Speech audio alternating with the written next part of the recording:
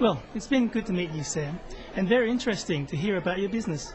Look, we are having a small dinner for some of our clients and friends after this. Why don't you join us? That's very kind of you. I'll just check with my associate whether they have other arrangements for us. Well, your associate is most welcome to join us too. Thank you.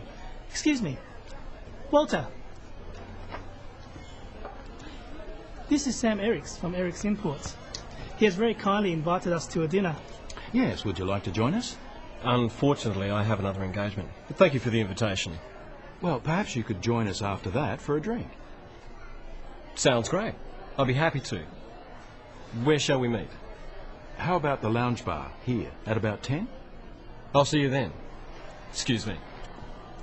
Lynn, Victor's joining us for dinner. Oh, wonderful. I hope you don't mind. Of course not. You're most welcome. Well, shall we make a move? Would you mind if I just say goodbye to a few people? No problem. We'll see you outside in a few minutes. Okay.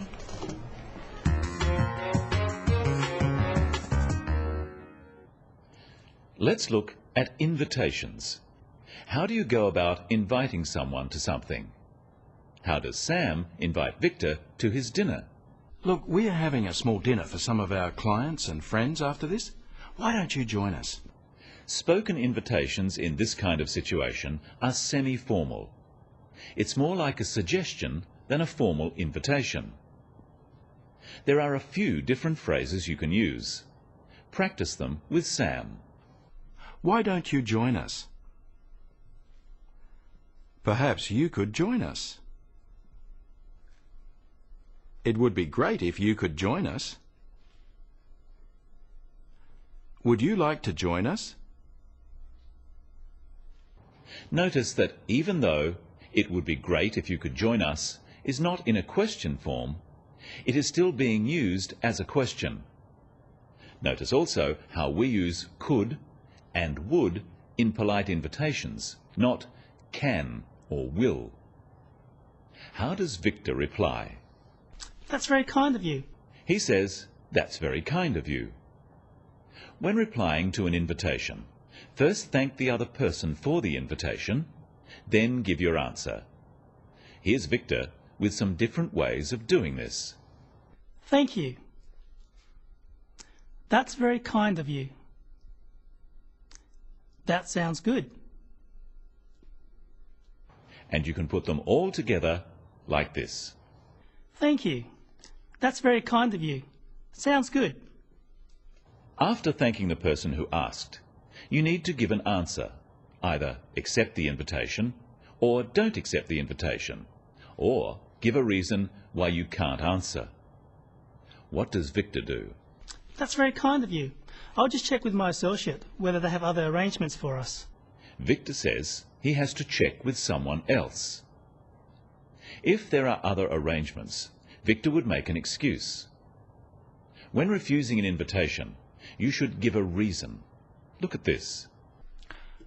Would you like to join us? No, thanks. Oh, right. It's rude just to say no without a reason. And the reason should be a good one. Look again. Would you like to join us? No, thanks. It doesn't sound very interesting. Oh. Sam would rightly be offended by that reply. So what are some ways of making a polite excuse? Listen to Walter. Yes, would you like to join us? Unfortunately, I have another engagement. But thank you for the invitation. Walter doesn't need to say what his other engagement or appointment is, just that he has already made another commitment. Notice that he still thanks Sam for the invitation. Practice with Walter some other ways of making an excuse. Unfortunately, I have another engagement. I'm afraid I have another commitment. I can't, I'm sorry. Perhaps another time. By saying perhaps another time, Walter is being polite and friendly, rather than just declining the invitation. Notice that he says, "I can't." This implies that he has another commitment, without having to say what that commitment is. This is acceptable in business. Sam and Walter make another arrangement. Watch how they do this. Well, perhaps you could join us after that for a drink. Sounds great. I'll be happy to. Where shall we meet? How about the lounge bar here at about 10? I'll see you then. Sam says, perhaps you could join us after that for a drink. By saying perhaps, he is leaving the invitation open. Walter is under no pressure to accept. Practice these phrases using perhaps with Sam. Perhaps you'd like to join us later. Perhaps you'd be interested in meeting us for breakfast. Perhaps we could meet later in the week. Notice that Sam says you'd. Perhaps you'd like to join us later. You'd is short for you would. Walter accepts and they make the arrangement. Notice the slightly less formal way Walter accepts. Sounds great. I'll be happy to. Where shall we meet? You can use these simple phrases to accept an invitation. Practice them. That sounds great. Sounds good. I'd love to. I'd be happy to. Walter says, where shall we meet? You can use shall or will, but shall we is a common usage in questions simply because it is easier to say than will we. Shall is also used when asking for or making suggestions. Let's look at how Sam makes the arrangement. How about the lounge bar here at about 10? I'll see you then. By asking where shall we meet, Walter is leaving the details of the arrangement up to Sam.